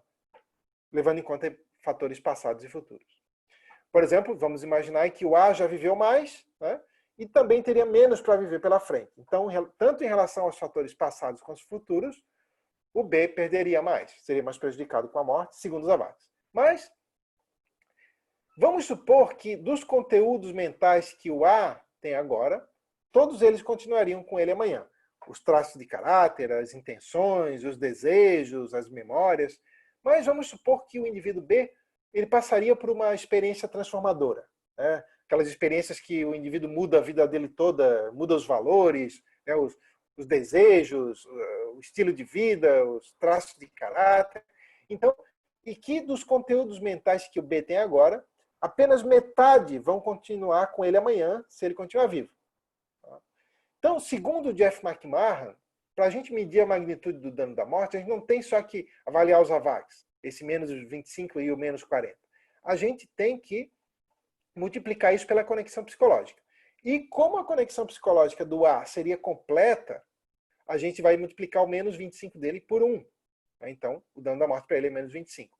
E já que o B mudaria metade dos seus estados psicológicos, as intenções, os traços de caráter, as memórias, os desejos, etc., então teríamos que multiplicar os AVAX dele por metade, né, que é o 0,5 da conexão psicológica dele, e o dano da morte dele seria menos 20. Então, na verdade, nessa visão, nesse caso, quem seria mais prejudicado com a morte é o A e não o B. Então, nessa visão da abordagem dos interesses relativos ao tempo, que é a do Jeff McMahon, para saber o quanto alguém seria prejudicado com a morte, não é importante apenas ver o quanto de valor alguém seria privado se morresse, mas também ver o quanto alguém mudaria ao longo do tempo. E, novamente, né, essa visão tem sido utilizada para defender que os seres com maiores capacidades cognitivas são mais prejudicados com a morte do que os seres que possuem essas capacidades em menor grau. Tá? E vamos ver, então, algumas críticas a essa abordagem dos interesses relativos ao tempo.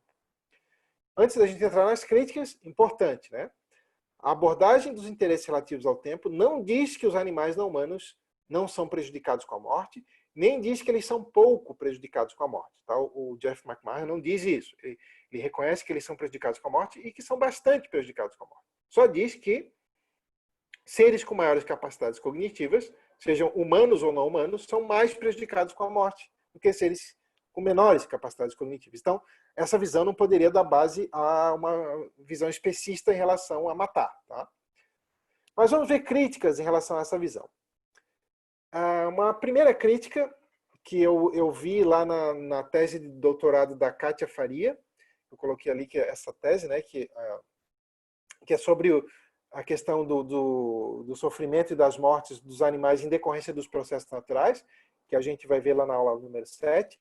Tem uma parte sobre o dano da morte, onde ela faz uma crítica a essa visão do Jeff McMahon, que ela questiona o seguinte: será que, mesmo se a conexão psicológica de alguém foi importante para medir a magnitude do dano da morte, será que uma maior quantidade de conteúdos mentais implica necessariamente uma maior conexão psicológica? E ela dá um exemplo muito interessante aqui para mostrar que parece que não.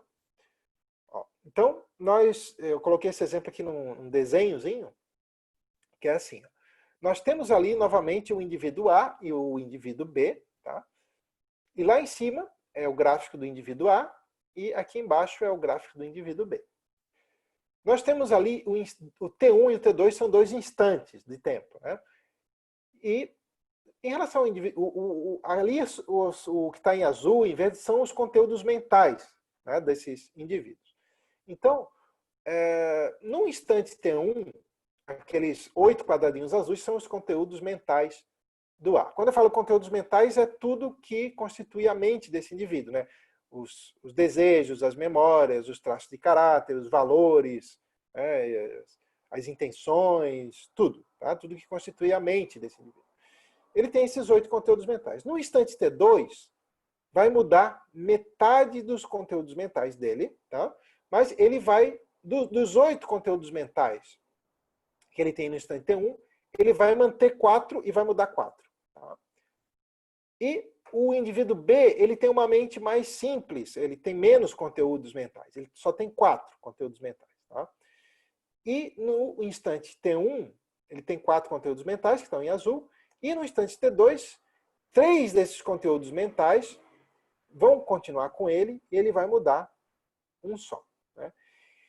Para o Jeff McMahon, quem é que tem a maior conexão psicológica entre os dois instantes? É o indivíduo A ou é o indivíduo B? Para o McMahon, é o A que tem maior conexão psicológica, porque ele tem 4 conteúdos em comum.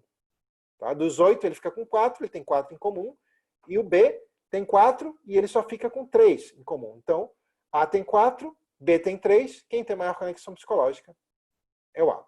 Mas, na tese da Kátia Faria, ela fala que se a gente levar em conta a proporção de conteúdos mentais, olha só que interessante. O indivíduo A mudou metade dos conteúdos mentais que ele tinha. E o indivíduo B mudou apenas 25%. Mudou apenas 1. Né? 75% dos conteúdos mentais dele permaneceram iguais. E, segundo essa forma de medir, que eu estou chamando de visão proporcional da conexão psicológica, é o B quem tem maior conexão psicológica, apesar de ele ter menos conteúdos mentais. Por quê? Porque, segundo essa visão, ver a proporção seria a forma adequada de medir conexão psicológica, porque o que a conexão psicológica visa medir?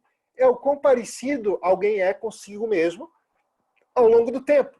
Qual é a conexão, né, desses estados mentais? E que, então, quem mudou mais? Ora, o A mudou mais. Ele mudou metade da mente dele. O B mudou só um pouquinho, só 25%.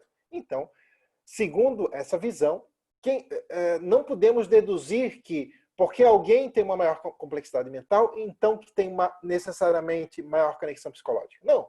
Muito provavelmente pode acontecer, na maioria dos casos, o contrário. Quem tem uma mente mais simples teria maior conexão psicológica devido aos conteúdos mentais variar menos ao longo do tempo.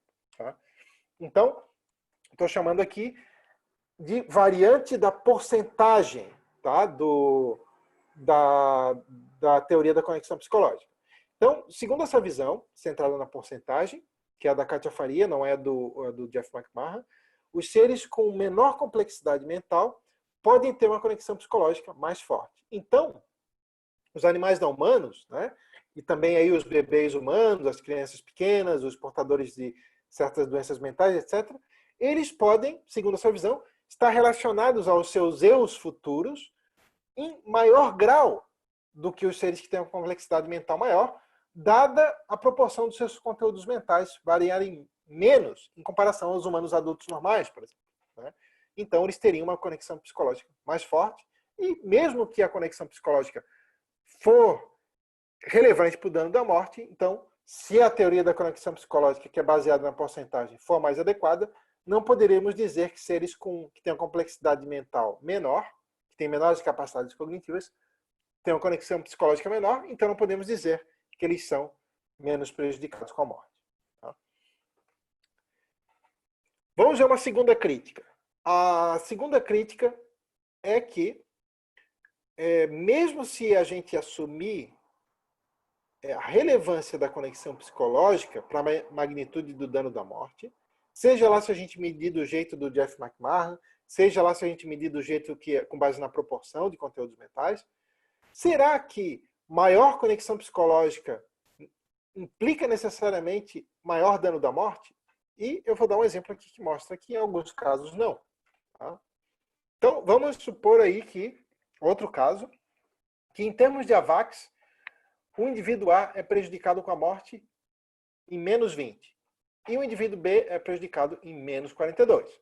Tá? Então, se a gente olhar só para a perda, né, do valor que a morte traz, é o B que é mais prejudicado.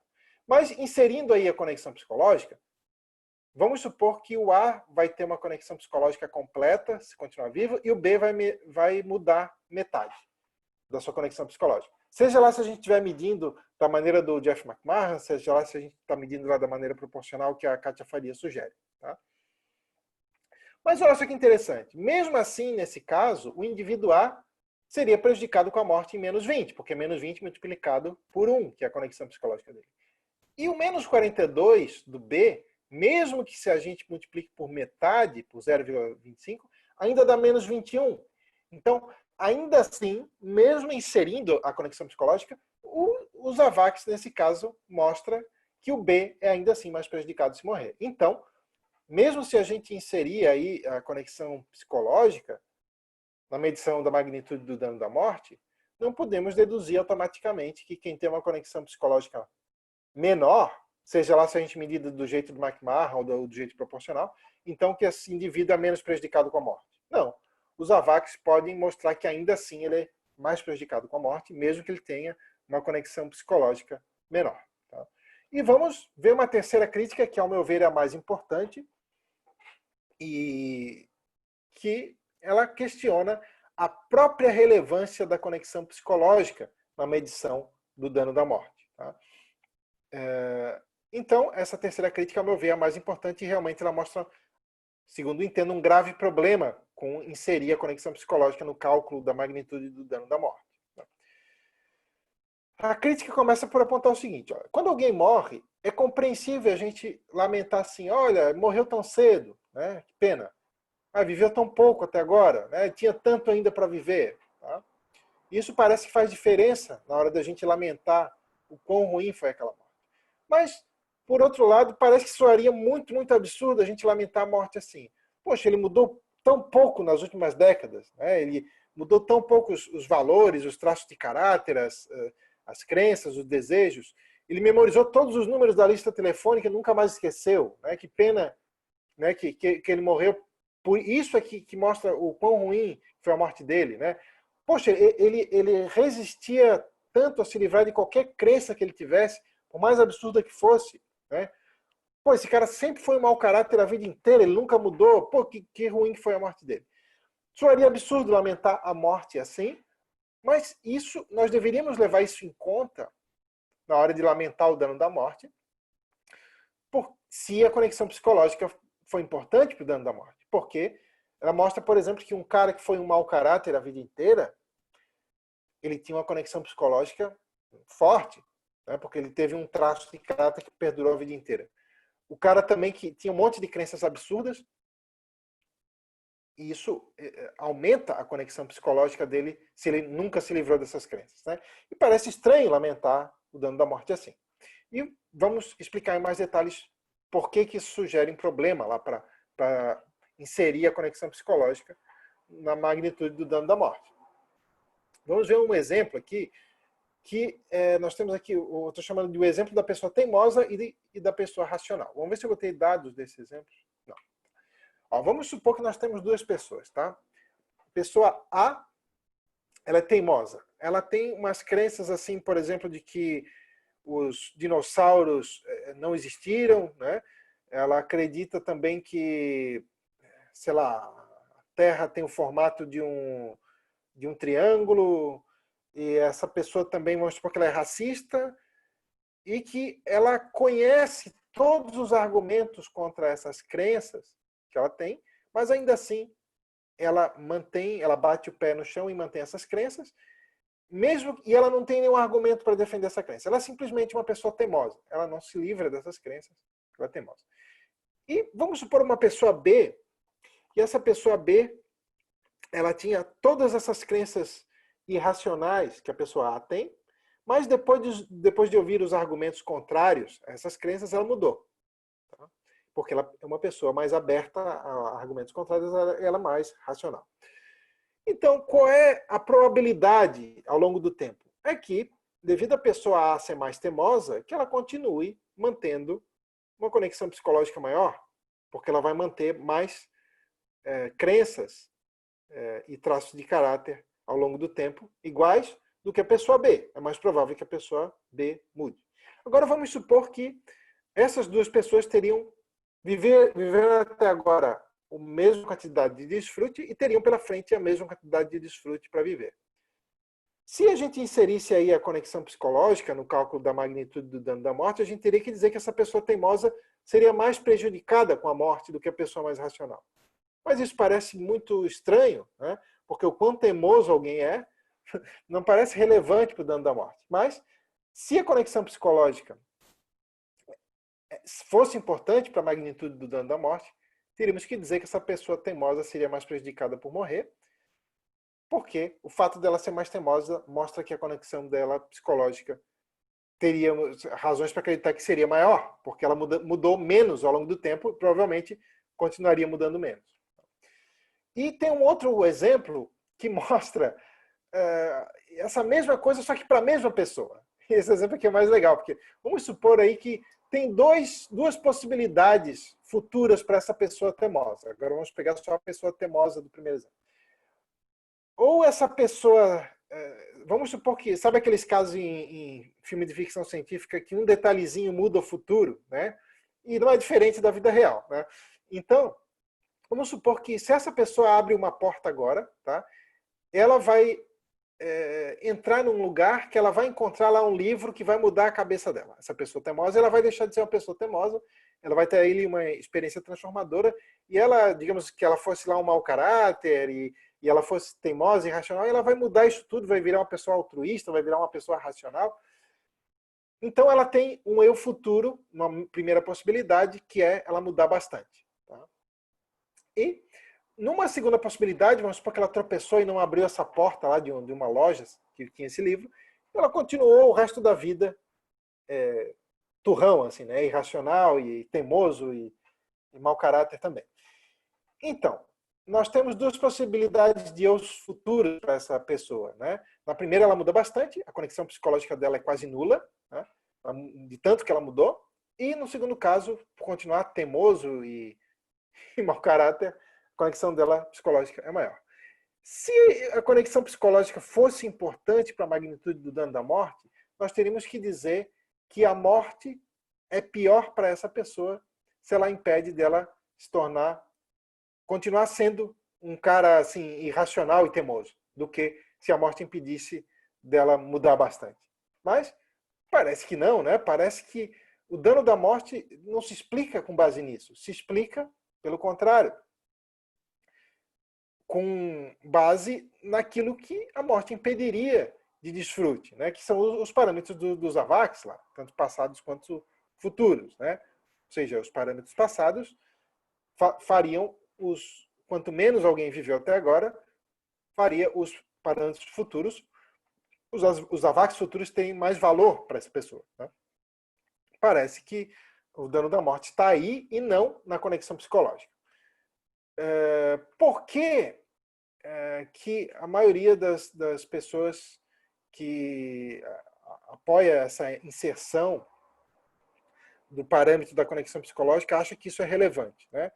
Muitas vezes, ainda que não em todos os casos, tá? Muitas vezes é porque simplesmente as pessoas pensam que isso implicaria em que é justificável matar os animais não humanos, ou que então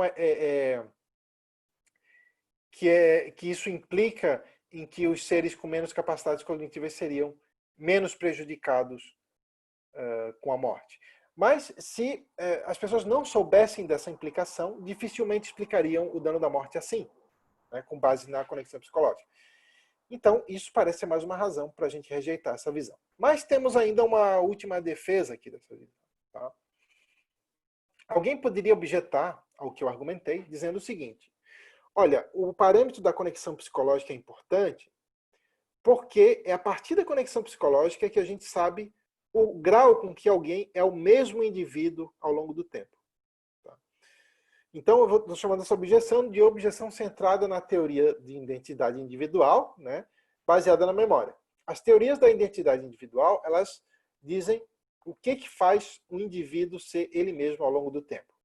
Então, a gente tem aí 3 grandes teorias, né, na contemporaneidade tem muito mais, mas clássicas assim são a teoria que é baseada no corpo, né? O indivíduo é o mesmo indivíduo se ele tem o mesmo corpo. Tem a teoria que é baseada na alma, né? Que diz, por exemplo, o indivíduo é o mesmo indivíduo se ele tem a mesma alma, a mesma, sei lá, perspectiva lá de consciência, de primeira pessoa. E tem outra que diz que é essa aqui, né? Que é baseada na psicologia do indivíduo, né? Nas memórias. Tá? O que faz alguém ser o mesmo indivíduo ao longo do tempo são as suas memórias. Então, já que a conexão psicológica leva em conta isso para determinar se alguém é prejudicado com a magnitude do dano da morte, alguém poderia dizer o seguinte: olha, isso é importante porque é assim que a gente sabe quem é o mesmo indivíduo e quem não é. Então, alguns autores mantêm o seguinte, que aqueles seres que não perderam a capacidade de ter memórias, né, que esquecem de tudo logo no instante seguinte, que esses seres não seriam prejudicados com a morte, porque, na verdade, os seres que estão vivos ao longo dos instantes naquele corpo não é um indivíduo ao longo do tempo. São vários indivíduos sumindo e desaparecendo e aparecendo novamente outro indivíduo naquele corpo. Né? Por quê? Porque não retém as memórias. Isso é a teoria da identidade individual baseada na memória. Então, para a gente avaliar se essa teoria é plausível ou não, a gente tem que distinguir 2 questões importantes. O sentido qualitativo e o sentido numérico dessa palavra aqui, desse termo, o mesmo. Quando a gente fala, esse indivíduo aqui é o mesmo, ao longo do tempo do que aquele, o que, que a gente está querendo dizer? Será que é o sentido qualitativo ou o sentido numérico? O que, que é isso? Né? O que, que são esses dois sentidos? Vou explicar agora. Ó, quando a gente fala assim, o João, depois que ele teve um AVC, ele não é mais o mesmo. O que, que eu estou querendo dizer com isso? Né? Nesse caso, a gente está dizendo o sentido qualitativo. Por exemplo, eu posso dizer o seguinte, o João ele era ativo e bem-humorado. Depois que ele teve o AVC, agora ele é sedentário, ele está sempre mal-humorado. Então, eu estou usando o sentido qualitativo da palavra o mesmo. Né? Estou dizendo que mudou as qualidades dele. Tá? Eu não estou dizendo que numericamente é outro João. Não estou dizendo assim, será que trocaram, cara? Será que é um sósia do João? Será que sequestraram ele, esse aqui é outro? Aquele era tão diferente. Não, eu estou dizendo que eu sei que numericamente é o mesmo cara, só que ele mudou as qualidades. Então, por isso que é o sentido qualitativo de o mesmo. Não estou dizendo que é outra pessoa que está ocupando o lugar dele, que aquela lá morreu. Estou dizendo que é o mesmo João, só que com traço de caráter diferente.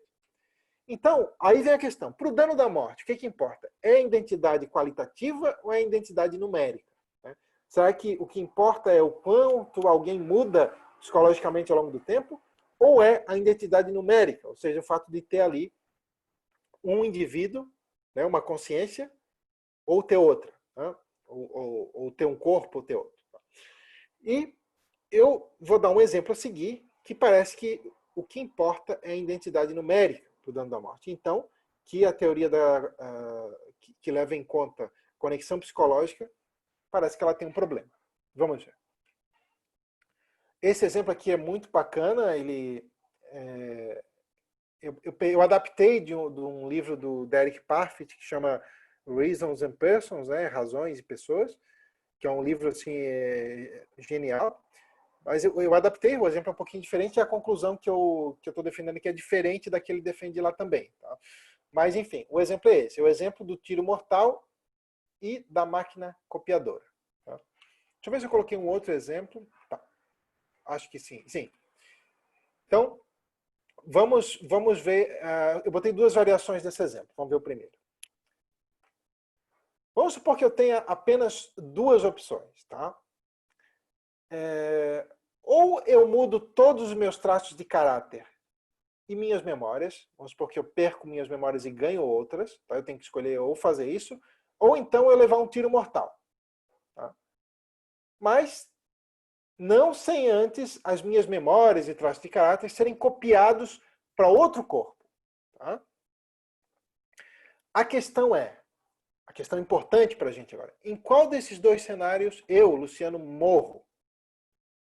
É quando eu mudo todos os meus traços de caráter e memórias e continuo com esse corpo aqui? Tá? Ou é quando eu levo um tiro mortal e antes do tiro mortal minhas memórias são copiadas para outro corpo? Tá?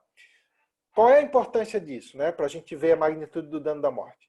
Por quê? No primeiro caso, quando eu mudo todos os meus traços de caráter e memórias, vamos supor que eu levo uma pancada na cabeça e no dia seguinte eu acordo lá, eu gosto de ouvir rock, aí no dia seguinte eu acordo gostando de ouvir bolero, sei lá, e eu lembro que eu, quando era criança, gostava de brincar de Playmobil, e aí no dia seguinte eu acordo lembrando que eu gostava de brincar sei lá, de skate, que é um negócio que eu nunca gostei porque eu sempre caía, me machucava e tal.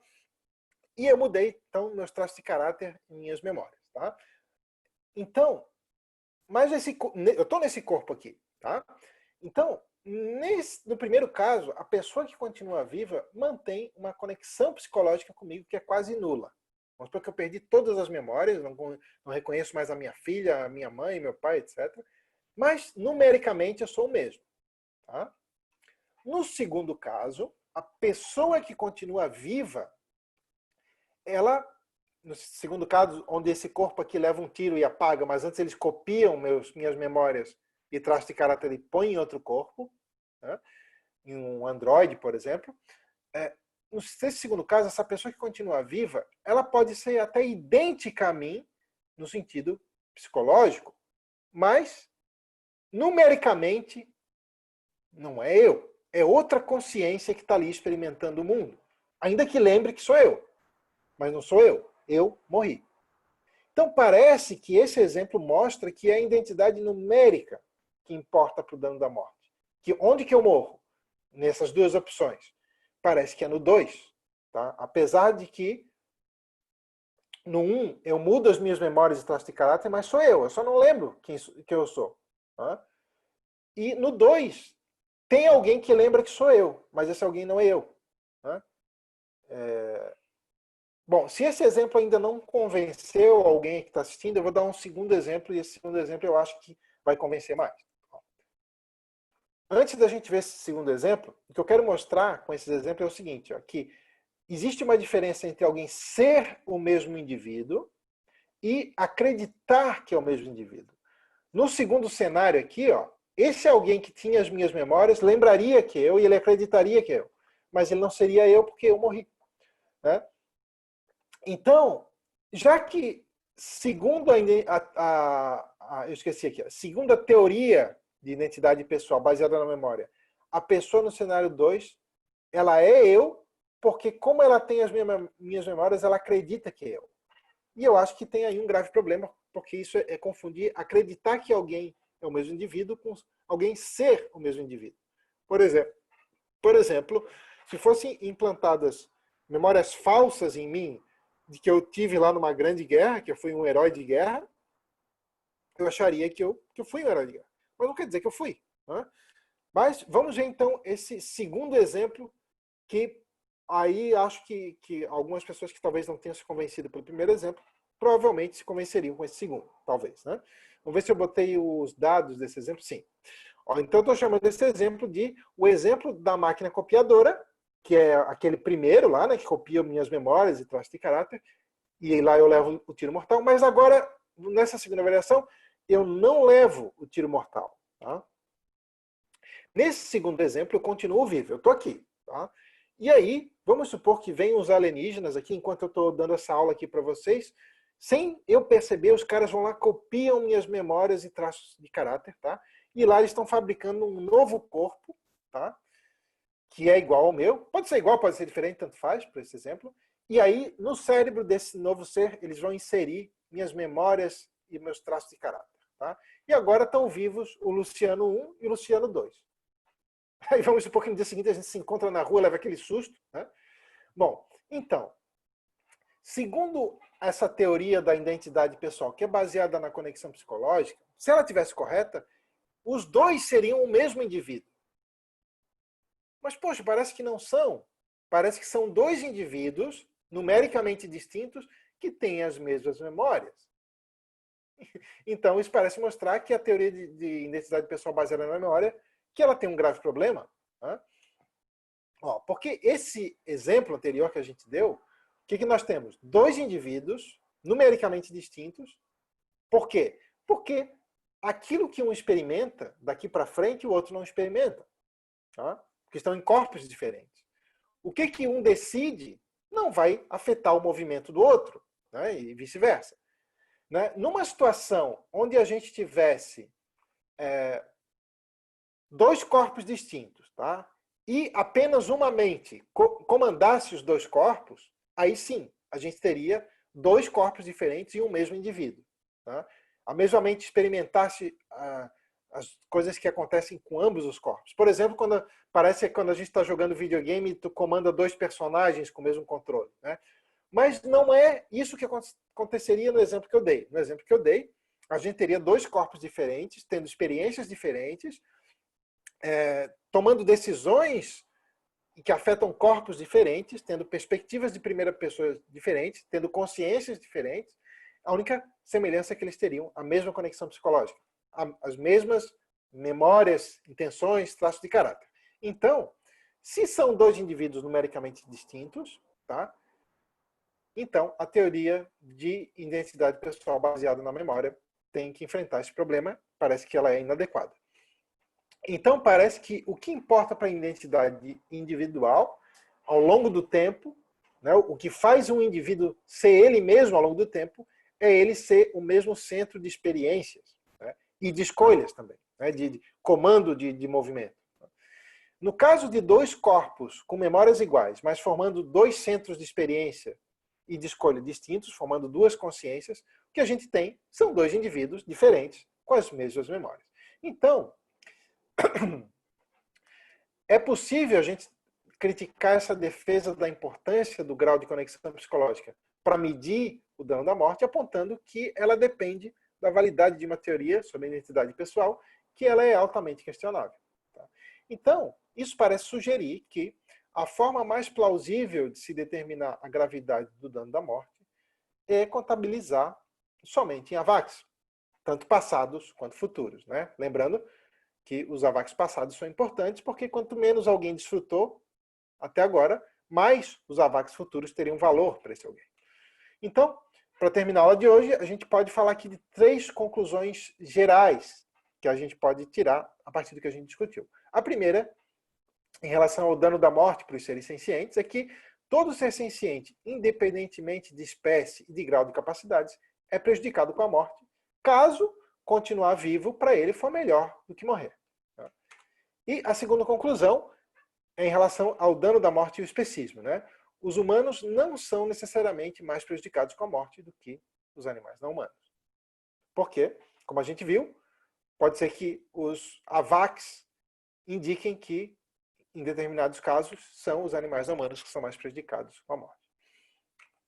E a terceira conclusão é em relação ao dano da morte e o inteligentismo. Né? Ou seja, a gente, de acordo com os argumentos que a gente viu, não podemos concluir que seres com maiores capacidades cognitivas são necessariamente mais prejudicados com a morte do que seres com menores capacidades cognitivas.